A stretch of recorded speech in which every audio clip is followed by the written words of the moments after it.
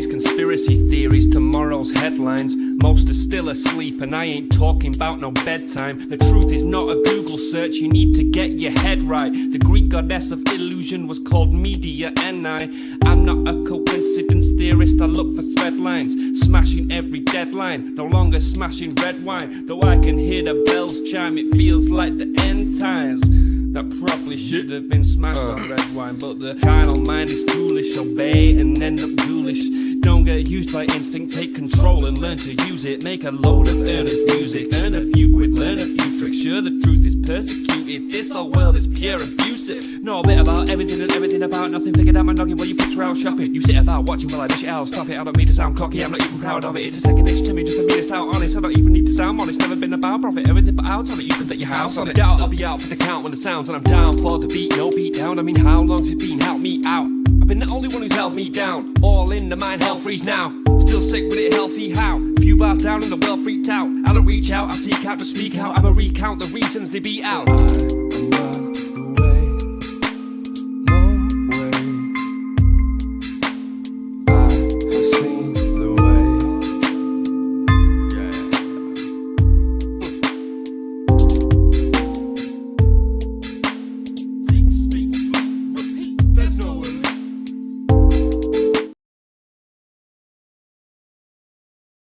Hello. Welcome everybody to the 509 Divine Pints podcast. I am your host, Joseph Daniel Pena.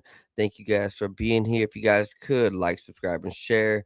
Today's episode will be on Peru's Serpent Mountain. I'll be covering some new discoveries or new theories, new research from Archaeology News, where they have had a 10-year research, and it seems like they have come up with a conclusion on what Serpent Mountain really is.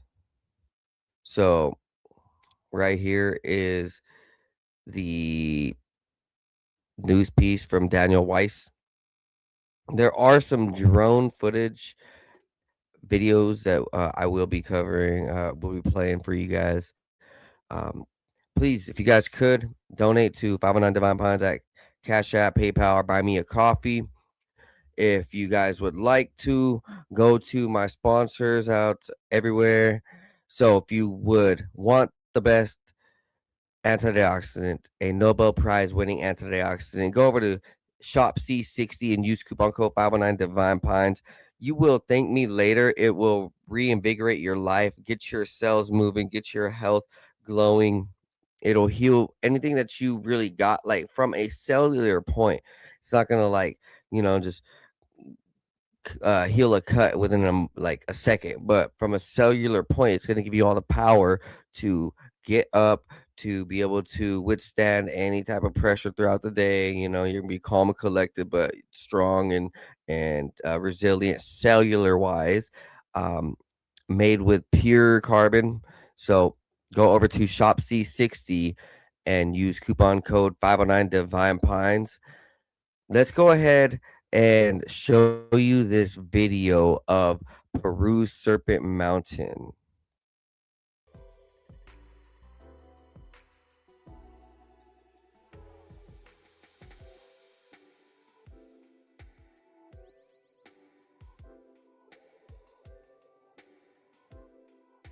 Well, sorry about the first 20 minutes. I was actually reading the article and reading, but my mic was on mute, so I'm gonna have to edit that out.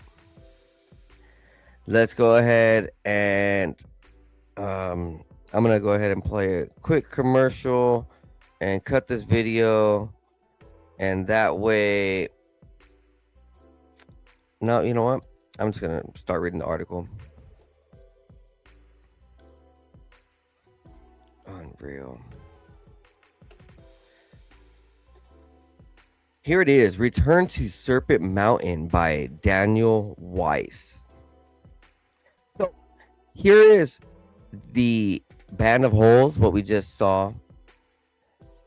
It's called Serpent Mountain or Monte Sierpe, or band of holes, whatever you call it. It is by far one of the most mysterious things in Peru. On a hillside rising from Pisco Valley in southern Peru's coastal desert, just over 20 miles from the Pacific, lies one of the most puzzling and puzzled over built features in the world, known as the Band of Holes. It stretches for just under a mile and consists of thousands of circular depressions arranged in neat rows and divided into discrete sections. The band averages around 60 feet wide, and the holes range from 3 to 6 feet across, from 1.5 to 3 feet deep. The array is known locally as Monte Sierpe, or Serpent Mountain, a nod to the band's sinuous form as it wends its way up the barren slope. It's truly unlike anything I've ever seen, says archaeologist Jacob Bongers of the University of Sydney. You're walking up this hillside, and it's just more and more of these precisely aligned holes. It looks kind of like a lunar landscape. It's otherworldly. Indeed, who are so inclined to say this is the work of extraterrestrials? Others, like scholars, have proposed a range of possible purposes, drawing on parallels from around the world. Some have argued that the seemingly endless rows of depressions were designed as a geoglyph akin to the Nazca lines. 80 miles to the south, it doesn't look like any other geoglyph in the Andes, says archaeologist Charles Stanish of the University of South Florida. But then again, it doesn't look like anything at all. Doesn't look like anything we've ever seen.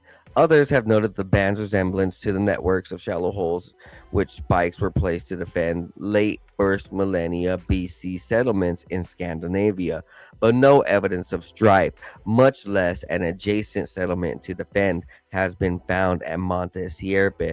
Many have insisted the holes held rainwater or captured fog and played a role in agriculture, based on comparisons with similar depressions in the Canary Islands used to grow wine grapes. But rain, fog, and groundwater are extremely scarce to non existent in the valley, and the Pisco River has been used for millennia to irrigate the fertile valley, making hillside gardens both impractical and unnecessary. Just because something is structurally similar doesn't mean it's functionally similar, says Bongers. Bongers, I love it. Bonger rips. Likewise, suggestions that the holes might have been served as tombs or mining test pits that have fallen by the wayside given the absence of human remains or traces of metal ores. So this is a huge, huge road. This isn't like, 10 by 10. Like, this is, like they said, it goes on for a mile or more, few miles maybe. That definitely was hard work and ingenuity, intelligence. In 2015, Stanish, then the University of California, Los Angeles, and archaeologist Henry Tantalian of the National University of San Marcos examined the band of holes and concluded that it had been built in Inca in the 15th century. Evidence such as Inca era pottery found at the site and Inca tombs discovered at the base of the hill strongly suggested that the band dated to this period. There were also Inca storehouses nearby, and the band of holes lay along a road connecting two major Inca administrative centers in the hills, Lima La Vieja and Tambo, Colorado. A discovery made in 2014 in Incahuasi, another Inca administrative center 75 miles north of Monte Sierpe, provided an important clue to how the holes may have been used. Inside a storehouse at the site, archaeologist Alejandro Chu of the National University of San Marcos found that the floor was divided into a grid. Piled on the grid squares was produce such as peanuts, black beans, and chile peppers that had been preserved for more than 600 years. Amid the foodstuffs were quipus, accounting devices that the Inca used to track payments of tribute and pass along stories. A quipu consists of horizontal cord from which hangs a knots in on a string, and the knots were different sizes, different lengths, different distances. In some cases, the knots on the quipus at Inkawasi matched the quantity of goods in respective piles. It appeared that vassals of the Inca had been required to deposit tribute on the square. Stanish and Tantalian proposed that the holes at Monte Sierpe had served a similar purpose.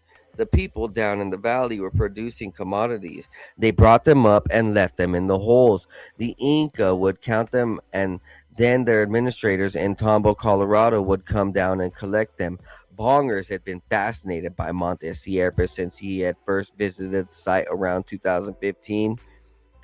And when Stanish asked him to map the holes using a drone in 2023, he left at the chance. The mapping yielded a more precise count of the number of holes in the band, approximately 5,200, and allowed the researchers to identify previously unrecognized mathematical patterns in the arrangement of the holes. This added nuance to their understanding of how the Inca likely used the site.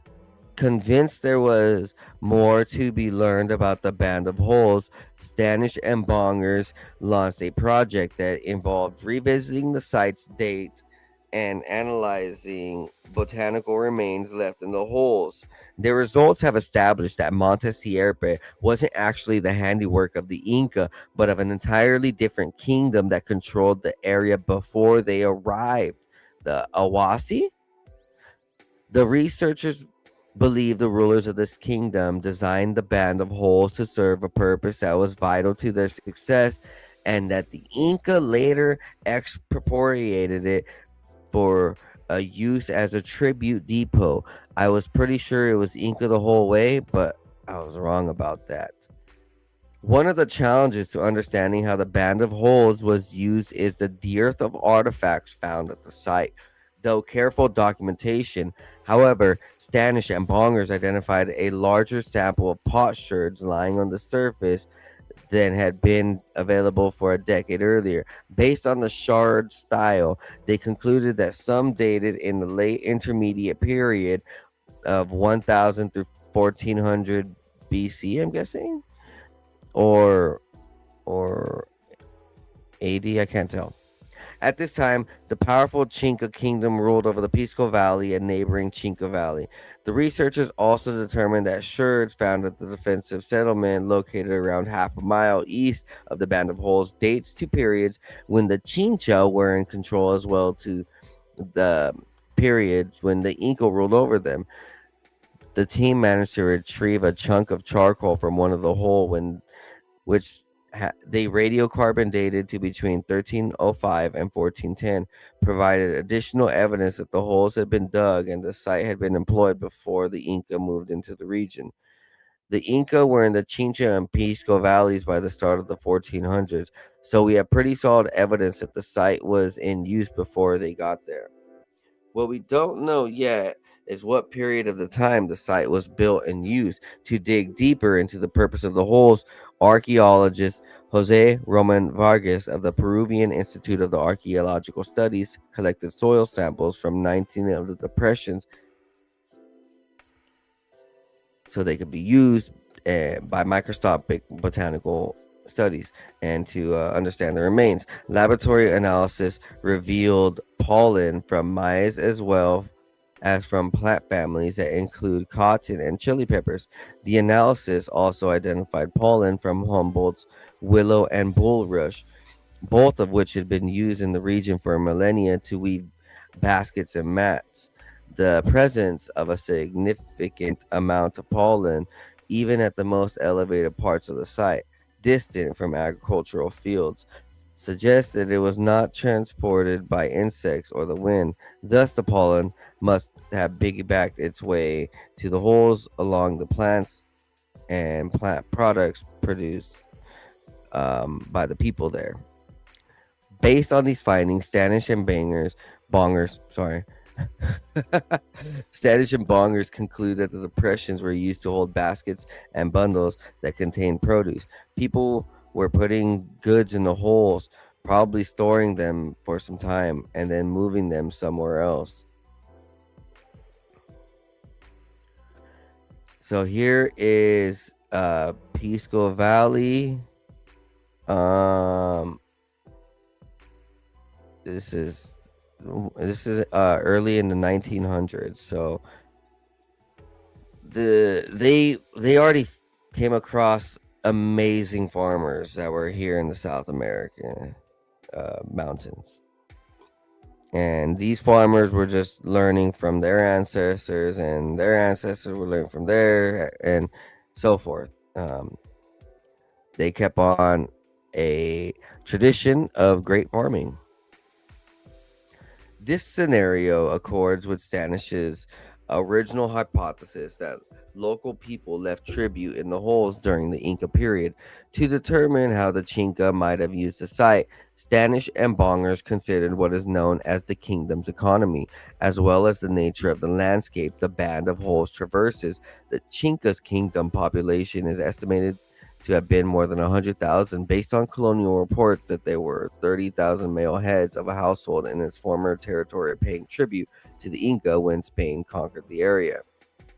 The Chinca population consisted of accomplished artisans, skillful fishers, farmers who tended crops in expertly irrigated valleys, and intrepid merchants who pursued trade in far-flung locals, plying the Pacific coast on balsa rafts and driving llama caravans up and down the Andes. Chinca merchants handled goods such as copper, silver, gold, and guano, a potent fertilizer consisting of seabird excrement or bat excrement, likely harvested by Chinca seafarers from the islands off, from like 10 miles offshore, they say. The Chinca kingdom was one of the wealthiest pre-Inca kingdoms in Peru's southern coast.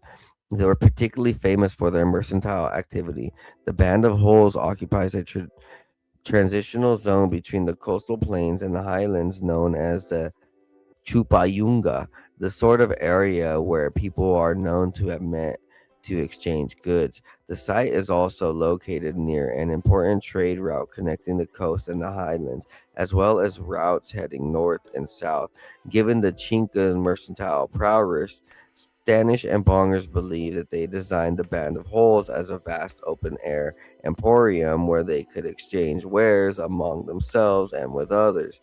These trading partners could have included denizens in the highlands who have had access to potatoes and camelid fibers, as well as the lords of the Inca Valley to the south, who traded in precious metals and spondylus shells. Functionally, Monte Sierpe is the perfect spot for a barter marketplace.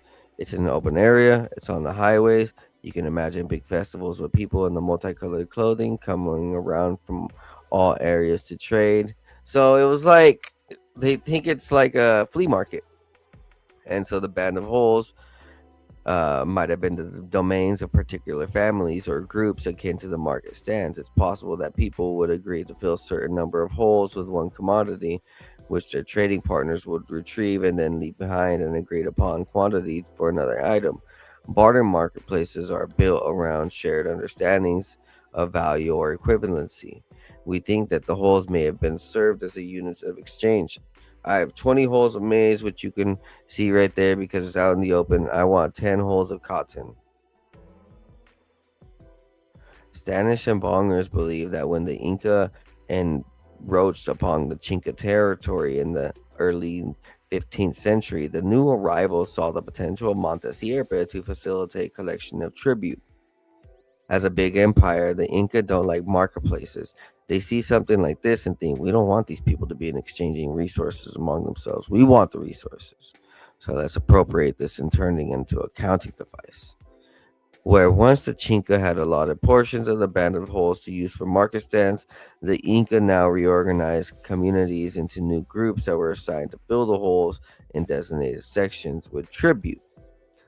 Based on their detailed drone images, Standish and Bongers were able to develop an understanding of Monte Sierpe's layout that would have required countless tedious hours of ground survey.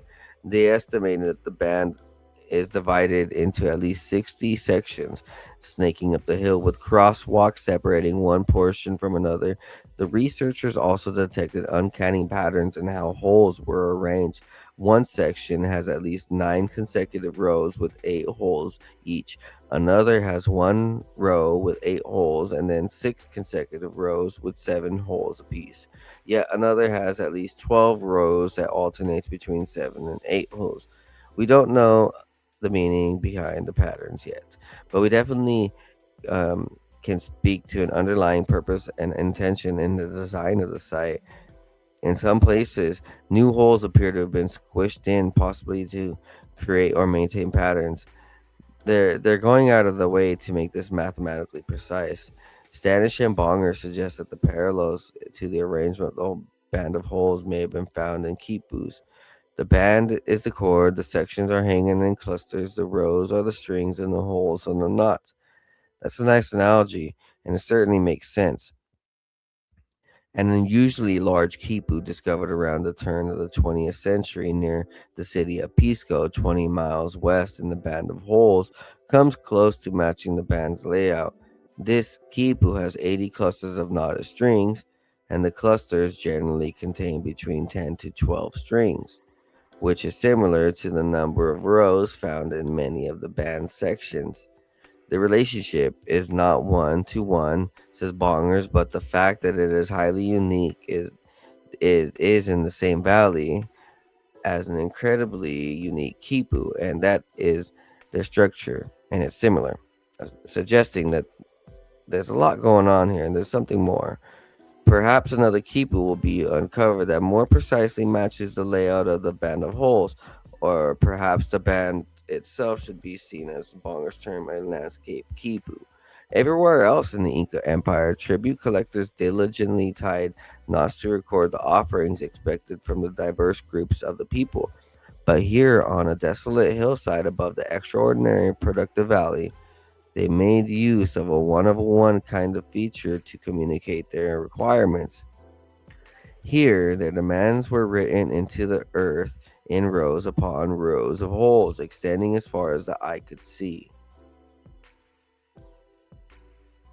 So, here is drone footage, and we're going to play a second video.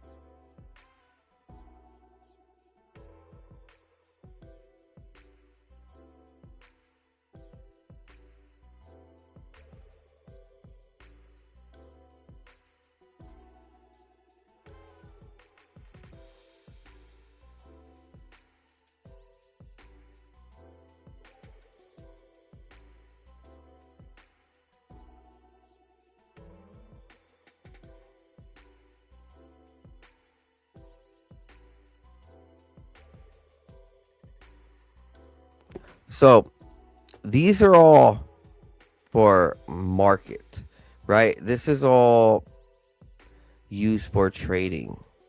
They had produce in there. They had all sorts of different things.